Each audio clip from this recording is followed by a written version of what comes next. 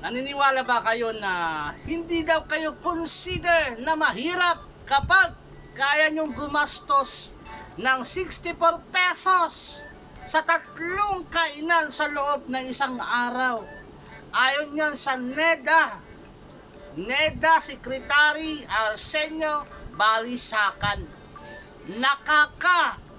Nakaka-high blood itong secretary na ito, dahil hindi ka daw consider na mahirap kapag meron kang 21 pesos per meal. 21 pesos per meal. Saan? At ano ang mabibili niyan? 21 pesos per meal. May gulay.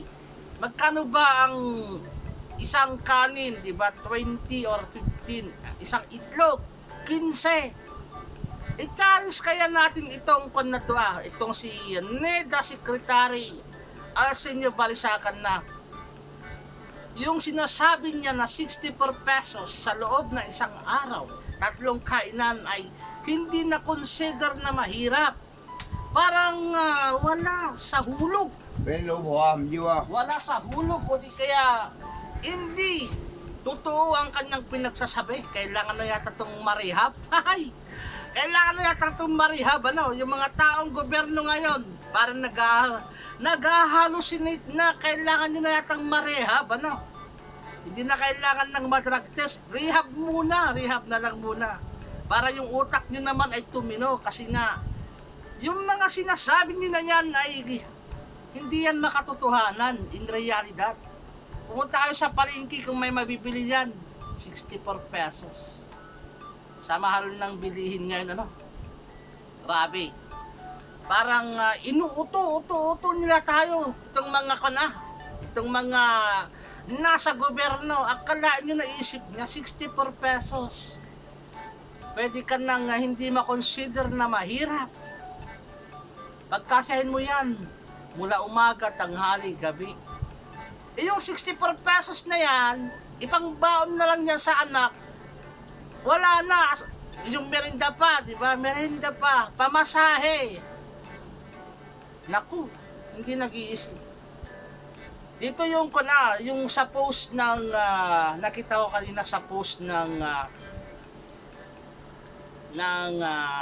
Inquirer.net. Ang sabi dito sa Inquirer.net, meron na siyang 26,000 reaction. Lahat ay naaasar, di ba? Ang sabi dito, not food for. If you spend more than 64 pesos for 3 meals a day, you're no longer considered food for. This was based on the data from NEDA. Alam niyo pa yung NEDA na yan? NEDA. Hindi pangalan ng tao, National Economic Development Authority. Yan yung mga economic manager ni Presidente. Kaya pala parang walang direksyon. Sabi dito ni NEDA, sinabi ni National Economic Development Authority, NEDA Chief Arsenio Balisacan sa Senate hearing para sa proposed national budget for 2025 na ang food for threshold para sa taong 2023 ay 9,581 kada buwan para sa isang pamilyang may 5 membro. Ang bilang sa datos ikinukonsider na food for ang isang pamilya hindi na kayang bumili ng higit sa 20. Wait lang, may customer. Shanghai. Ikaw? Shanghai nhập đi. Ikaw sisa pa. Ý giá chỉ 40 à,我買咗早2日。Sapa man係咪啊？隔離嗰個40啊？ Sisapi. 我早幾日買都係40。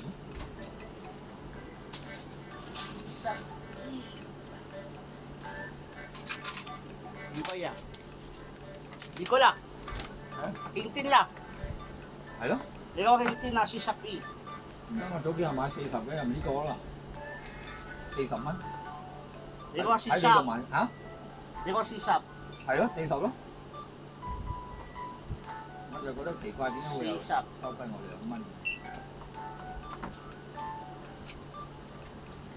Okay, ituloy natin. Nasaan na tayo? Ayan. So, magbasa tayo ng mga comment ng mga Marites. Ang sabi dito ay, I think government agency heads should show us how this budget works. I love to see what I can emulate, such I can only spend 64 pesos per day. 3 meals. For 3 meals. Hay nako, saan kayang kuweba naglulungga at ano kayang sinisinghot nitong direktor balisakan na to? Sabi dito you're out of touch and no respect at all, katulad mo. Ayan. Mga ekonomistang gago, sabat. Ayan Hope meron na ma-picture ng actual or live how they improve that 64 per day. Ang kaisipan ng mga yan ay walang malasakit sa pobre. Ayan. Sa mga pobre. Tuloy natin. Wait. Sounds natin. Ang kaisipan ng mga yan ay walang malasakit sa mga pobre nating mga kababayan. Ang korupsyon sa government ay talamak ayon sa pahayag. Ayan. Nagpakatotoo lang na hindi tunay na economist. Yun nasa poll. Nagpakatotoo lang na hindi tunay na economist. He became a laughing stock being cabinet secretary by the regular employees of NEDA na mas magaling pa sa kanya and not holding presidential appointment. It's an insult. Economic researcher, economic specialist of the department who took work and knows the real status of poverty line. Parang si Gadon lang ang sabi niya ang kahirapan ay haka-haka lang. Parang pare-pareha yung utak Guni-guni lang daw yung kahirapan. Grabe mga bublocks cabinet secretary ni Bangag. Sabi dito ni DNCC. Ayan. Mga bublocks daw ang mga sekretary ni Bangag. Parang yung cabinet secretary ngayon walang matino. Walang performance loyal sa tingin ko. Unlike before talaga naman nung kay President Duterte, yung mga cabinet secretary niya para may competitiveness nagpapagalingan sila. Ang number 1 sa akin dati kay Art Togate, di ba? Pinaganda niya yung mga ports, airport. Yun, DOTR, Art Togate at saka DPWH, yan. Si Mark Villar, pinaway din niya yung mga kalsada. Kaya mapapansin niyo yung mga probinsya, marami ng kalsada. Di ba? Ganon sana yung mga cabinet secretary na mapili ni Juan, ni President, pero wala parang wala akong makuna. Natutulog yata sa pansitan itong mga cabinet secretary. Tingnan niyo yung airport ngayon. Tumutulo yung pag umuulan, tumutulo din May nakita akong post na gano'n Hindi na siya na-organize. Naku, puro palpak Ano ba? Magbasa tayo ng another comment. Dito. I guess tama naman siguro ang status report na nasa 64 pesos lang ang food affordability level ng mahihirap, but the NEDA cabinet sugar-coated is saying mabubuhay pa rin sa poverty standard ang mga pobre sa amount na yan para di masipa. Yan ang parang para di siya masipa, kailangan pa magsinungaling, tama ba? Ay, Diyos ko, Lord, kapito ko ang mga hudas. Makapal pa ang balat ng ilipanti, di ba? Nagmisto lang mga linta, sabi dito Walang matinong government, kaya nga parang wala Gusto ng administrasyon kasi na ma-establish ang attitude na mendicancy culture sa mga Pilipino, lalo na sa mga nasa laylayan lipunan, para sila maayudahan. Wait lang, may customer. Diba? Kintin na. Si Sapia.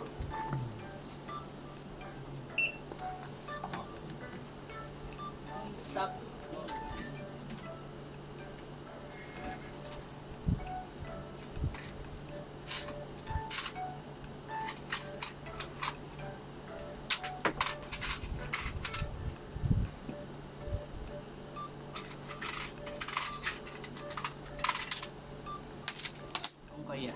入到開，開唔到嘅。呢個係。open wait lang nga, may customer. 呢排開唔到嘅。Okay. Ito. Mahirap i-open. 佢老母佢應該突少少出嚟㗎嘛。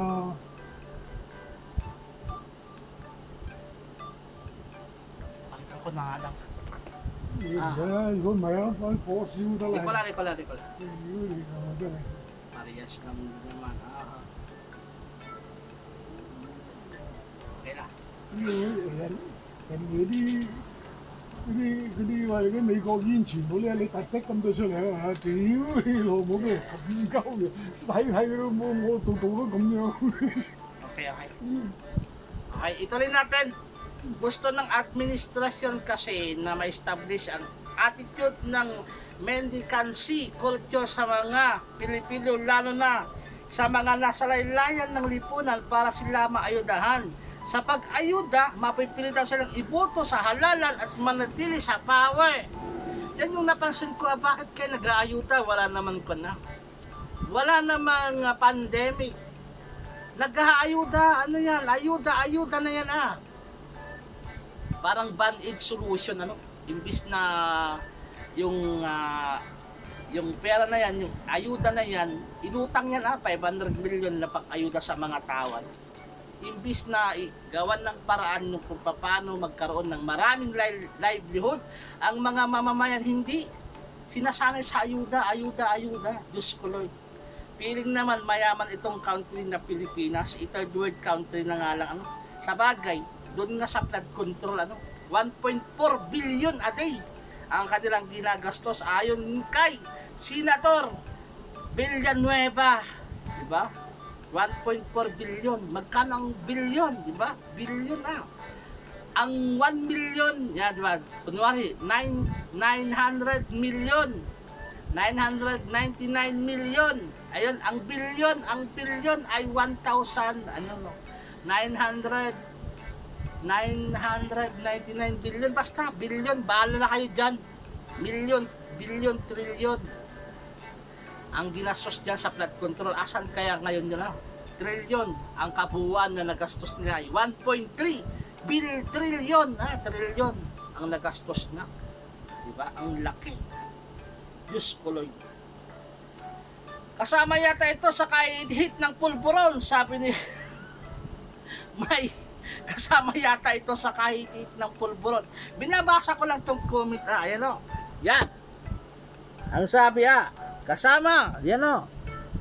Kasama yata ito sa kahit-hit ng pulburon. Diba? Ilapit na lang natin. 64 mil.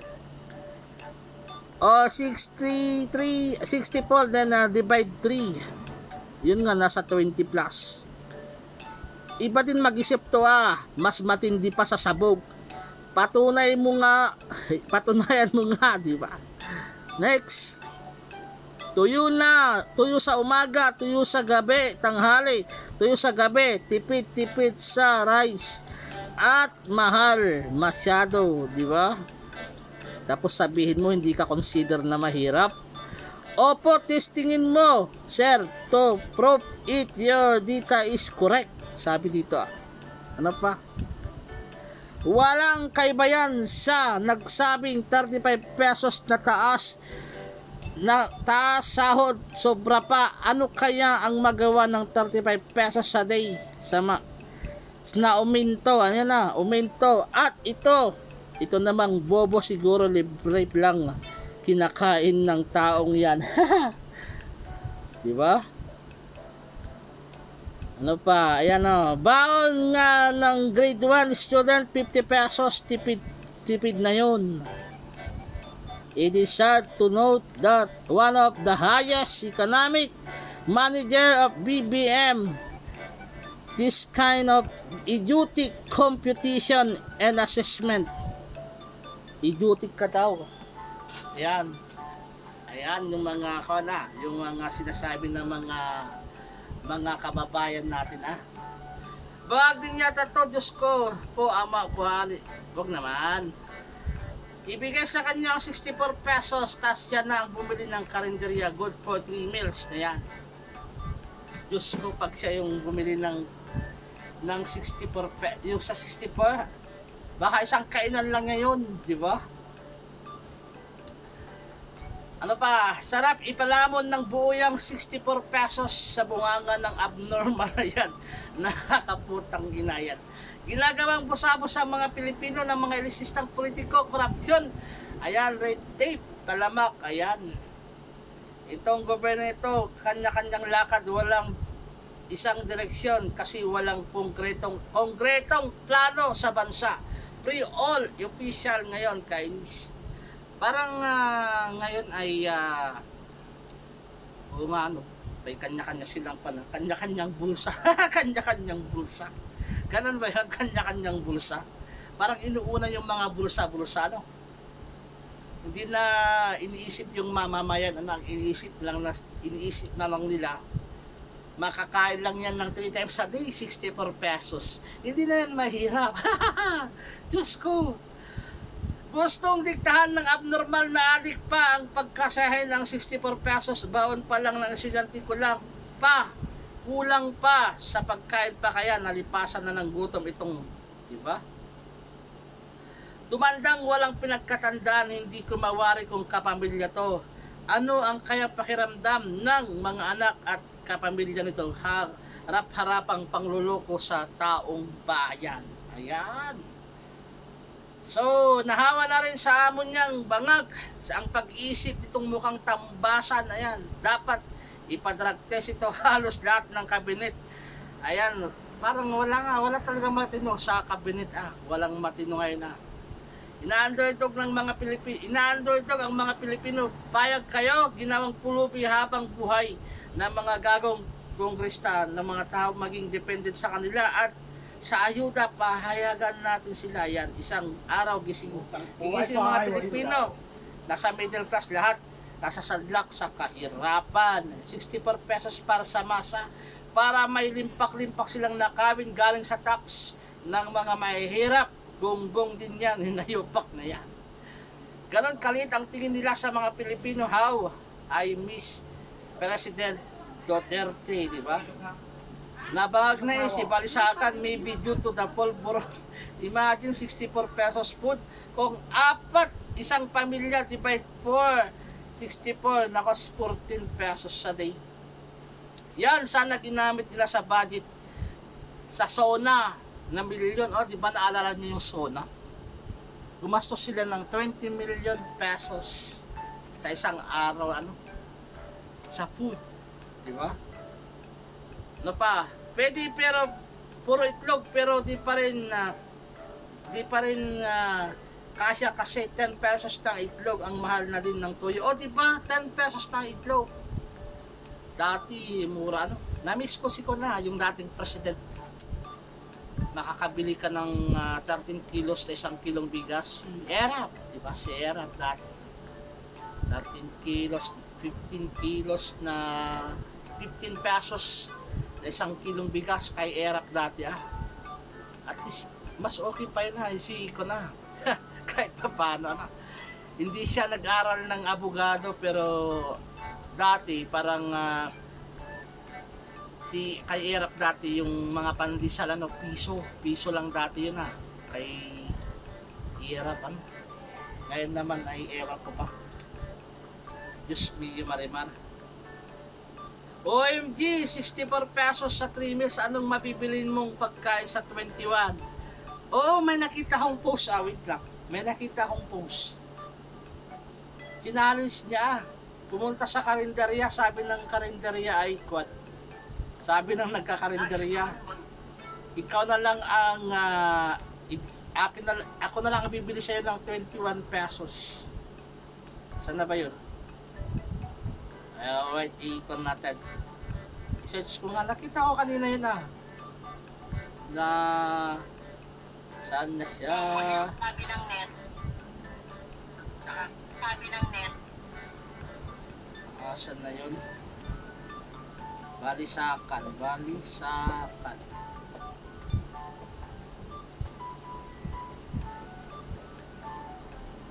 Sabi ng National Economic Ito na. Bago tayo mag-end, panoorin nyo nga to. Yeah.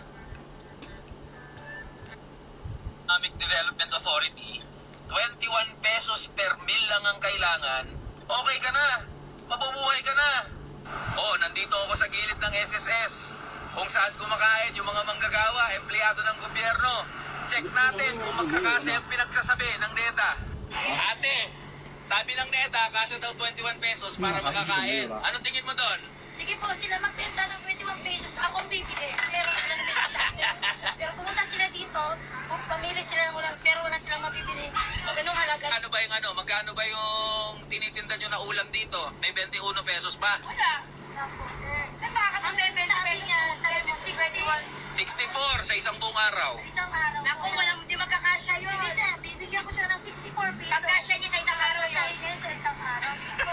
Ang itlog, 15. Ang kanin, may 20, may 15.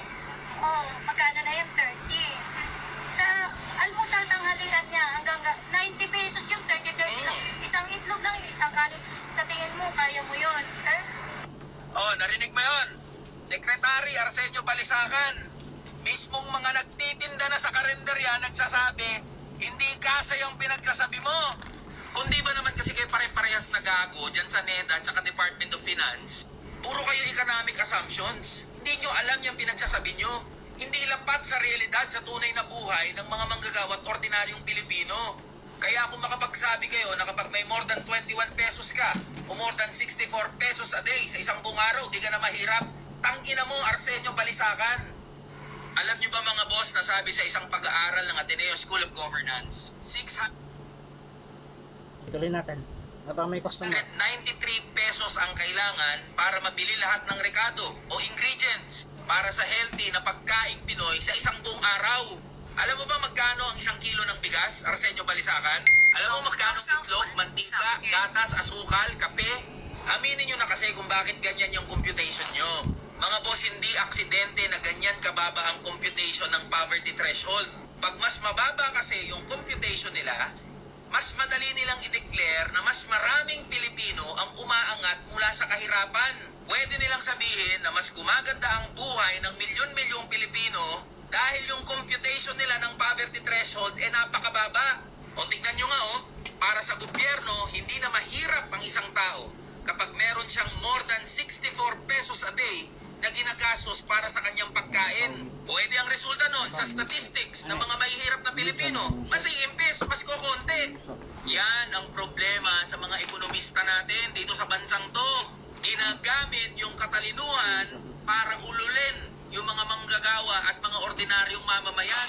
Palibasa kasi ang lalaki ng sahod nyo Palibasa di nyo alam paano maging minimum wage earner. Palibasa, ang sasarap ng buhay nyo dyan sa mga di-aircon yung opisina at bahay, kaya kung ano-ano na lang yung mga pinagsasabi nyo. Hoy Arsenio Balisacan, tsaka mga taga-Department of Finance, hinahamon ko kayo, hinahamon namin kayo. Ibaba nyo yung mga sahod nyo sa minimum wage. Provincial rate pa. Tama. Tapos pagkasahin nyo, 21 pesos per meal 64 pesos a day. Tangina, tignan ko kung di kayo matawa sa sarili nyong kagaguhan. Diba? What if kailangan? Sa sarili nilang kagaguhan, di ba? Grabe. So, ano pa? Tignan nga natin yung iba. 64 pesos.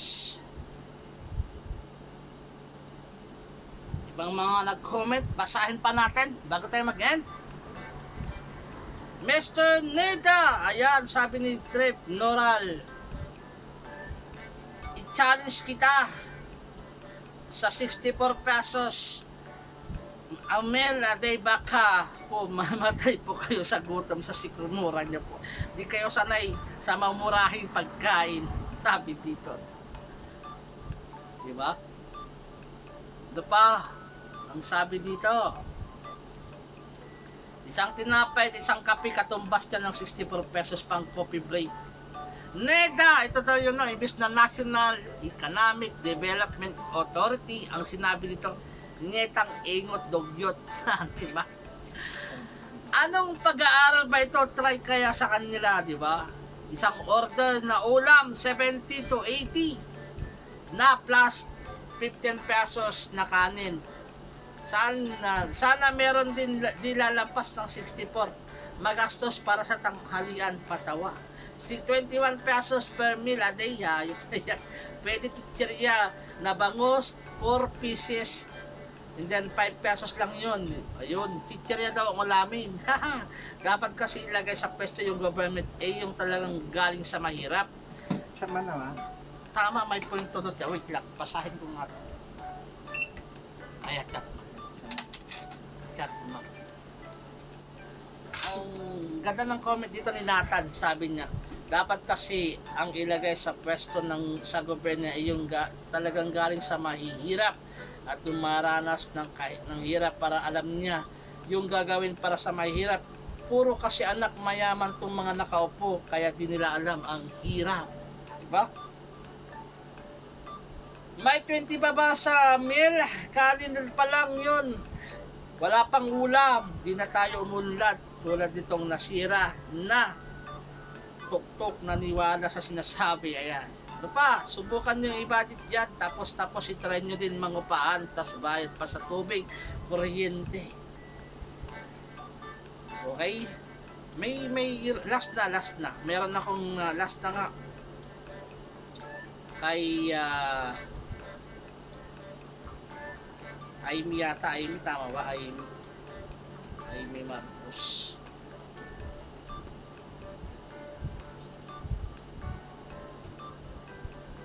Ang sabi niya dito, ayan. Tapos reading ko. Sabi naman nila mas mataas. Ito si Neda, pakinggan niyo po si Neda. Ito siya. With due respect po. Yeah, as I explained yesterday, the purpose of our purpose in setting that standard from the Department of Health through its Food and Nutrition Research Institute came up with inflation. The 2023 saw the skyrocketing food inflation figures po. Kaya I'm wondering where 91.22 derives dahil it's really far from the reality on the ground. So, Diba? yung 91 din ho is just for per person per day yun. And then it's the average for the entire Philippines. Hindi yung that number varies across areas depending on the cost of living ho. Sa Metro Manila mas mataas. Maski sa Mindanao, kung sa mura yung pagkain, walang aabot ng 91 pesos. But as I With all due respect po. Yeah, as I explained yesterday, the purpose of our purpose in setting that standard from the very start, say started this about 2010 or 2012, around that time. Our purpose was to measure the changes in poverty over time without changing your standard. So pare-parehong standard.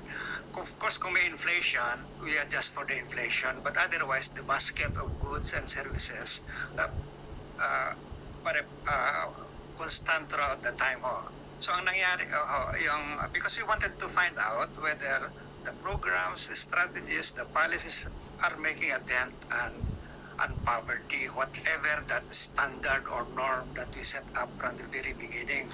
Now, we of course wanted to make sure that that conclusion that we derive from the data that we are picking up is robust. And so we subject it to different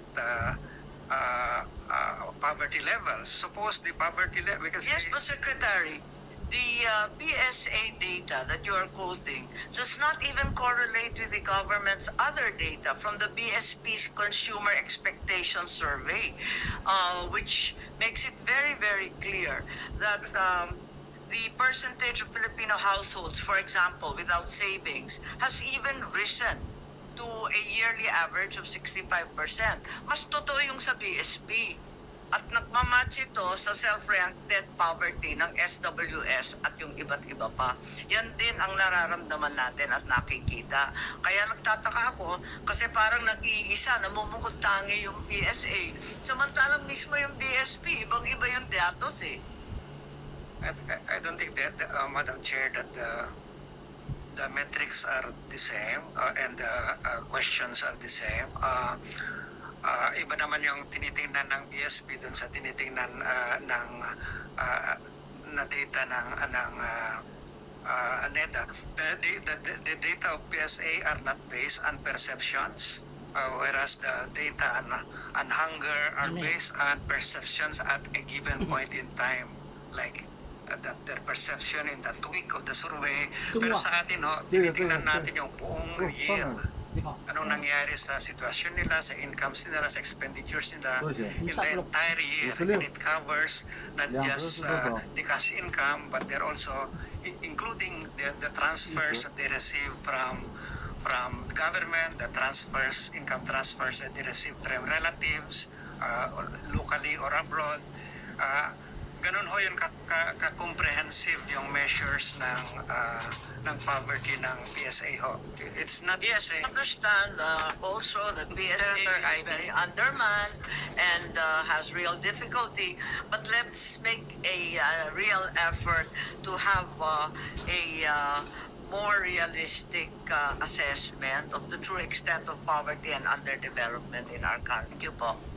Okay, thank you. Because we're just borrowing time from Senator, no, of which his time was already up anyway. So, we will now... So, ang sabi dito, more realistic naman dyan, NEDA, more realistic, sabi ni Amy Marcos. Huwag mag-embento, dito yung sakon naman to, sa Senate hearing. Ang title dito ay saan na yun? Share nga natin para mabasa natin yung title niya. Share. Okay. Share. Ang sabi dito ay pinuna ng ilang senador ang anilay unrealistic na poverty threshold ng mga economic manager kung saan nakasaad na bawat individual na mayroong budget na 91.22 kada araw para sa pagkain at iba pang gastusin, may tuturing na lamang na mahirap tinalakay ang usapang ito sa pagpapatuloy ng deliberasyon sa Senado sa proposed budget para sa 2025 National Expenditure Program ngayong Miyerkules, August 14. Ayon kay Amy Marcos, hindi makatotohanan dahil hindi ito sasapat sa pangunahing pangangailangan gastusin ng isang tao tulad ng pagkain at pabahay. Dapat anyang gawin mas makatotohanan at i-adjust ang pagsukat ng poverty level. 91 is not about to pay for person basic needs for food, housing, utilities, transport, communication, education, health, and clothing. Hindi naman siguro makatotohanan niyang sa pagkain pa lamang, hindi pa kabilang yung transportasyon at iba pang nangailangan edukasyon sa pabahay. Saad ng senadora, paliwanag naman ng National Development Authority na si Arsenio Balisacan sa committee na just nila na panukat sa inflation, pero ang proposal niya ay standard na ito para malaman kung may pagbabago bang kahirapan sa bansa sa pamamagitan ng estrella ginagamit ng gobyerno. Ayan, walang naniniwala sa'yo, Arsenio Balisacan. Kasi dito sa comment, basahin natin yung may nag-comment dito. Ang nag-comment ay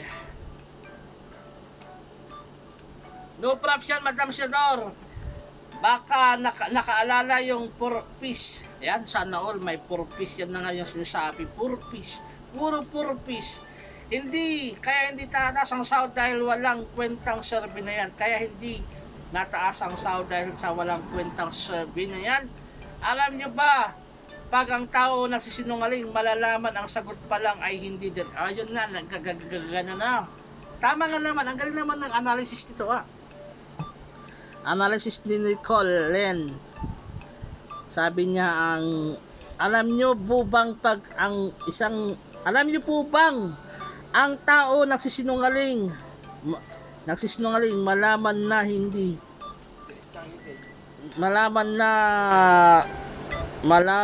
na sasagot pa lang ay hindi na diretso, di ba? Galing naman ng analysis. Kuha mo, di ba? Para makonect po kasi sa lahat ng survey nila, pagbaba ng rate ng trabaho, ng walang trabaho, pagbaba ng kahirapan, pagtaas ng ekonomiya, pati budget tuloy ng tao, pilit nilang kinukonek. Oh, galing sapul na sapul. Tama. Para na mai-connect sa survey nila. Bumaba daw yung rate ng walang trabaho. Yung pagbaba daw ng kahirapan, pagtaas daw ng ekonomiya. Pero ang katotohanan, wala. O, diba? Walang katotohanan. Ang talino mo, shine balansang. Tumpak na tumpak ka. Kaya pala itong si Balisacan na may nabasa ako dito sa post ng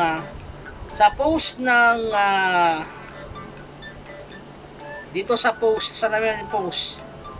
sa Radyo Pilipinas. Ang sabi niya dito, inilatag ni NEDA Secretary Arsenio Balisacan ang plano ng pamahalaan para makamit ang target na mapababa ang poverty rate sa Pilipinas sa 9% bago matapos ang pamumuno ni Pangulong Ferdinand Marcos.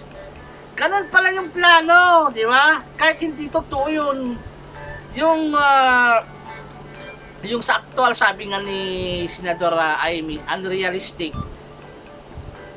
Mag-iimbento ka na lang ng mga numero. Kasi nga may target pala. Pag bumaba daw si Pangulong Marcos sa 2028, medyo mababa na rin daw yung bilang ng poverty rate sa Pilipinas. Gagawin ng 9%. Wow, ang talino talaga.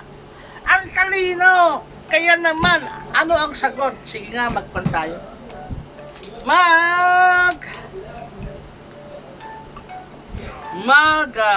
Pinahin nyo, okay? I-repeat ko na yung sagot. I-reveal na ang sagot. Ang sagot ay stop. Ang sagot ay one word Tagalog about sa 64 pesos. Tatlong kainan sa loob na isang araw ay hindi ka daw mahirap. Sabi ni Balisacan ay ang sagot, stop. Ang sagot ay anong oras na ba? 4 AM. Madaling araw dito 4 AM. Stop. Ang sagot ay mapapaisip. Mapapaisip ka na lamang diyang 64 pesos na yan na sinasabi ni Balisacan ng NEDA, National Development Authority, kung kakasya kaya yung 64 pesos. Mapapaisip ka na lamang ba? Mapapaisip na lang tayo kung totoo yung kanilang sinasabi. Sinasabi na 21 pesos per meal. Pwede naman, puro itlog nga lang, itlog, tuyo, ganun, o di kaya ay ano pa, ang mga pwede, asin, bagoong, mga ganyan yung ulamin, tapos puro kanin, o di ba? Ay, naku, mapapaisip na lang tayo. Ay, hanggang dito na lang, maraming salamat, thank you very much. Mapapaisip ako sa inyo. Bye bye.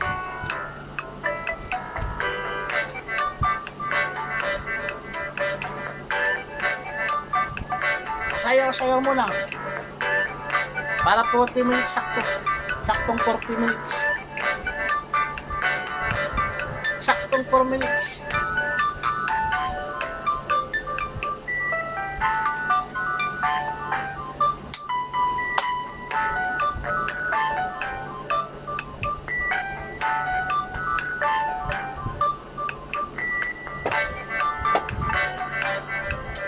Okay na yan, last 15 seconds. 10, 9,